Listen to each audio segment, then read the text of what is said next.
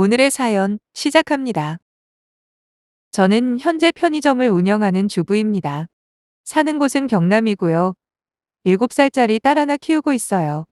저는 별 특징 없는 집에 이남 일녀로 태어나 평범하게 학교 졸업하고 물류센터에서 일을 시작했습니다. 아빠는 평생 회사원이셨고 엄마는 전업주부셨는데 제가 초등학교 때 엄마가 바람이 나서 저희 3남매를 가볍게 버리고 집 나가셨다고 하더라고요. 그리고 제가 왜 아빠까지 과거형으로 이야기를 하냐면 제가 성인이 되고 3년 정도 있다가 아빠는 암으로 세상을 떠나셨기 때문입니다. 아빠 이야기를 하지는 않을게요. 아직도 아빠만 생각하면 가슴이 미어져서 글을 쓸 수가 없을 것 같거든요. 아무튼 같은 물류센터에서 만난 지금 남편은 저보다 딱 2살 많고 직급으로는 동기였는데 회식 때 서로 눈이 맞아버렸어요. 사내 연애가 얼마나 힘든지 안 해보신 분들은 모를 겁니다. 솔직히 말하면 제 외모는 평범한 쪽에 가까울 거예요. 물론 남편은 제가 귀엽다고 하지만 저도 보는 눈은 있기 때문에 객관적으로 평범하다고 생각해요. 그에 반해 남편은 좀 귀공자처럼 생긴 스타일입니다. 얼굴은 작고 목은 긴데다가 전체적으로 하얀 피부까지. 그래서인지 회사에서 남편을 은근히 마음에 두고 있는 여사원들이 제법 있는 걸로 알고 있어요. 하지만 사내 연애는 금지인지라 대쉬를 해도 대놓고 하지는 못하죠. 그런 남편과 제가 연애를 시작했으니 저는 혹시라도 걸리면 회사 잘리는 건 둘째치고라도 왠지 공공의 적이 될 것 같은 느낌 때문에 더더욱 조심하며 연애를 지속해 나갔죠.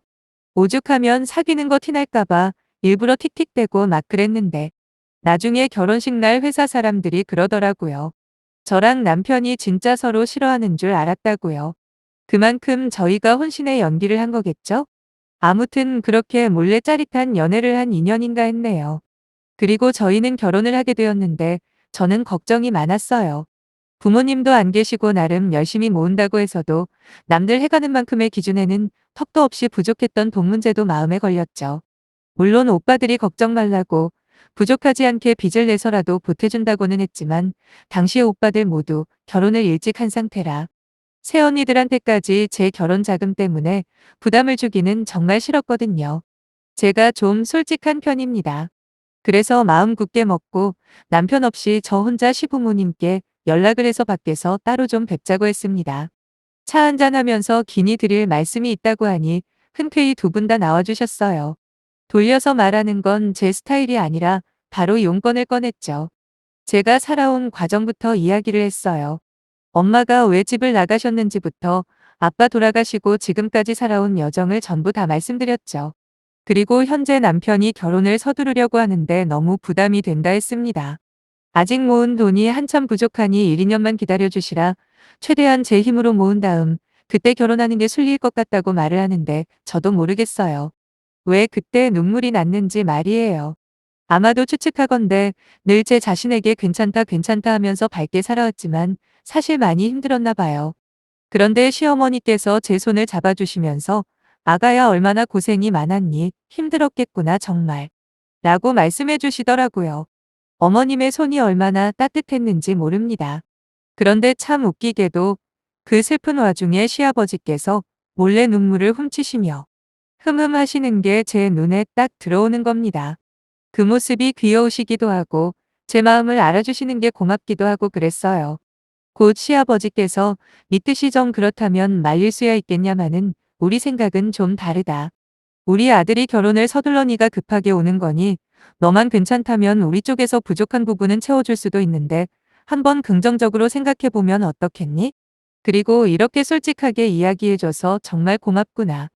라고 하시는데 또 한 번 가슴이 뭉클해질 정도로 감동을 받았네요.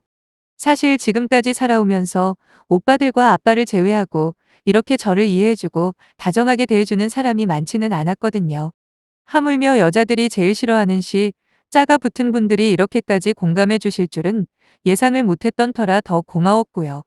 그래서 남편과 이야기해보고 다시 말씀드리겠다고 하고 헤어졌네요. 당연히 남편은 돈 모아서 결혼하나 결혼하고 돈 모으나 무슨 차이가 있냐고 자기는 하루라도 빨리 같이 살고 싶은 마음뿐이라 도저히 못 기다리겠다고 아이처럼 떼를 쓰더라고요. 그것도 모자라 철없는 애처럼. 우리 엄마 아빠 돈 많아 괜찮아. 그냥 결혼하자 응? 라고 하면서 응석까지 부리는데 참 볼만했네요. 저는 남편에게 잘한다. 어머님 아버님이 보시면 자식 잘 키웠다 하시겠어 라고 핀잔을 주긴 했지만 이미 제 마음은 결정을 내렸고 그해 겨울 결혼을 했네요. 저는 겨우 큰 가전 몇 개만 해가고 나머지 집이며 나머지 혼수 예단까지 전부 시부모님이 해주셨습니다. 너무 감사해서 어쩔 줄을 모르니 시어머니께서 아가 그놈의 감사하다는 말 이제 그만해도 된다. 못난 아들 거둬줘서 우리가 더 고마우니 서로 샘샘으로 치고 둘이서 그저 문제없이 잘 살기나 하거라 라고까지 하셨네요. 제 예상대로 남편과 결혼 생활은 아무런 문제 없이 하루하루 좋았고 시부모님 역시 절대로 먼저 방문을 요구하거나 필요 이상의 연락도 안 하셔서 시댁과의 갈등 같은 건 제게 먼 나라 이야기였고요. 오히려 주말이면 제가 먼저 남편 꼬셨어 1시간 정도 떨어진 곳에 계신 시부모님 댁에 가서 밥 먹고 이야기도 하고 오고 그랬네요. 그렇게 1년을 재미나게 살고 있었는데 도련님이 결혼을 했습니다. 말로는 지인 소개로 만났다고 했는데 남편이 말해주더라고요. 둘이서 클럽에서 만났다고 말이에요. 뭐 어디서 만났건 그게 뭐가 중요하겠어요. 둘이 잘 맞춰서 살기만 하면 되죠.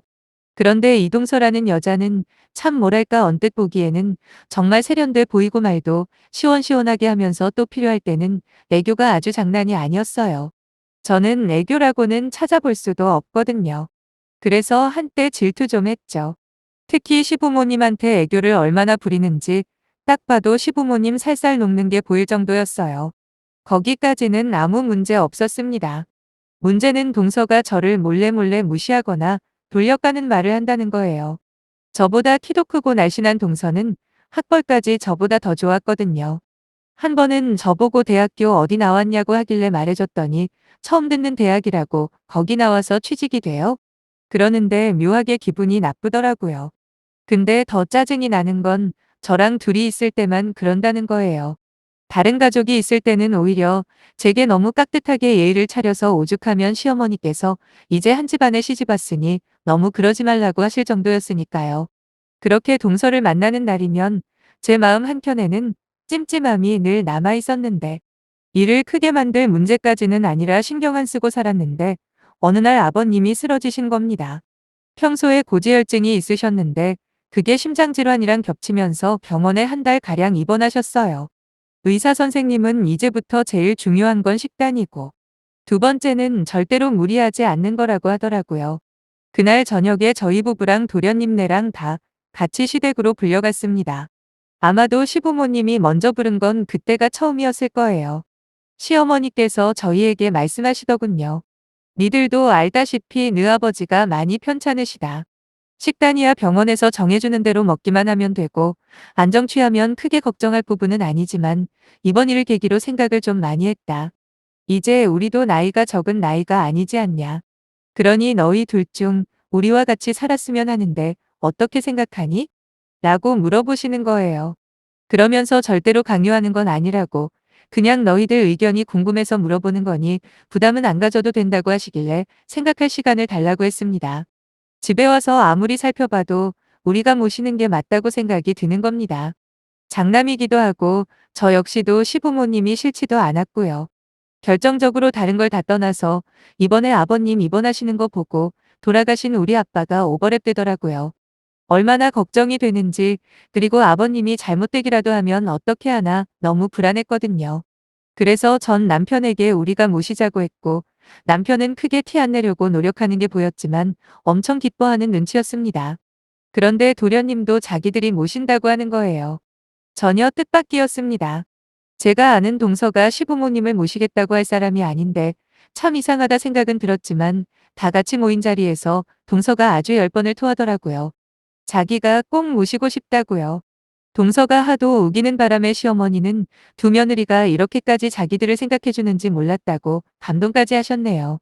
근데 시아버니께서 기니 할 이야기가 더 있다고 하시면서 유산에 대해서 말씀을 하시더라고요. 이번에 병원에 있으면서 언제까지 건강을 자신할 수 없다는 걸 깨달으셨다고 이야기하시면서 이번 기회에 유산 문제를 정리하고 싶으시다 하셨고 첫째, 둘째 차별 없이 똑같이 나눠줄 거라고 하시길래 저는 아무 생각 없이 그저 감사합니다 그랬는데 동서 표정이 조금 이상하더군요. 자꾸 도련님 옆구리를 쿡쿡 찌르면서 뭐라 자기들끼리 속닥대는 게 뭐가 있다 싶긴 했죠. 아니나 다를까 나중에 남편에게 들었어요. 동서가 왜 그렇게 시부모님을 모시려고 한 이유를요. 바로 유산 때문이었답니다. 어디서 들었는지 부모님을 모신 자식이 유산에 대한 권리가 우선된다는 말도 안 되는 정보를 주워 들은 모양이더라고요. 자기가 시부모님 모시다가 돌아가시면 모든 재산을 전부 독차지할 수 있을 거라고 믿고 있었는데 갑자기 아버님이 반씩 나눠준다고 하니 더 이상 시부모님 모실 이유가 없어진 거죠. 하지만 뱉어놓은 말은 있고 그러니 동서 입장에서는 이러지도 저러지도 못하는 상황이 되어버린 거예요. 그래서 도련님을 아주 쥐잡듯이 잡았나 보더라고요. 도련님도 물론 나쁜 사람은 아니지만 되게 우유부단한 스타일이에요. 거기다 이 불려시 같은 동서가 얼마나 가스라이팅을 해놨는지 지금은 거의 동서 말이라면 껌벅 죽는 신용까지 한다니까요. 자기 계획이 틀어진 동서는 도련님을 뒤에서 조종해서 시부모님 모시기 어려워졌다고 뭐 회사가 너무 멀다는 둥 아직 집계약이 많이 남아서 이사를 서두르기가 애매하다는 둥 말도 안 되는 변명을 늘어놓길래 대충 눈치를 챈 시부모님은 알겠다고 하셨다고 해요. 그래서 저는 그럼 저희랑 같이 사시겠구나 하고 내심 걱정 반 기대 반이었는데 그 사이 생각이 바뀌셨다며 그냥 당분간 합가 이야기는 없던 걸로 하자고 하셔서 좀 섭섭했지만 같이 살던 안 살던 아버님 편찮으신 거 핑계로 남편과 자주 찾아뵈면 되지 하고 생각을 하고 말았습니다. 그런데 웬걸 도련님이 동서랑 이혼한다고 난리가 났더라고요. 동서가 제대로 세뇌를 못 시켜놔서 그런지 처음에는 적극적으로 모신다고 했다가 갑자기 이 핑계 저 핑계 대는 동서의 말이 왠지 이상하다고 생각이 들던 도련님이 하필 동서가 통화하는 내용을 들었다는군요. 도련님이 자는 줄 알고 거실에서 자기 친구랑 전화를 하면서 까딱하면 팔자에도 없는 무료봉사로 시부모랑 합가할 뻔했다고. 어차피 유산 반반 나눠주는 거 알았으면 괜히 같이 살겠다고 나서지도 않았을 텐데 라며 자기 모양만 이상해졌다는 뭐 그런 내용이었나 보더라고요. 아무리 동서 말이라면 파트로 매주를 쓴다고 해도 믿던 도련님이었지만 바로 자기 귀로 그런 소리를 듣자마자 화가 머리끝까지 나지 않았겠어요? 당장 이혼하자고 너 같은 거한테 속고 산 내가 머저리 상등신이라고 하며 소리를 지르고 난리를 쳤더니 동서는 바로 친정으로 내뺐고 아직까지 감감무소식이랍니다. 도련님은 당장 시부모님께 죄송하다고 찾아가서 엎드려서 빌었다고 해요. 시부모님도 충격을 받으셨고 저랑 남편 역시도 깜짝 놀랐습니다. 약간 찜찜하기는 해서도 그 정도로 양아치인 줄은 몰랐거든요.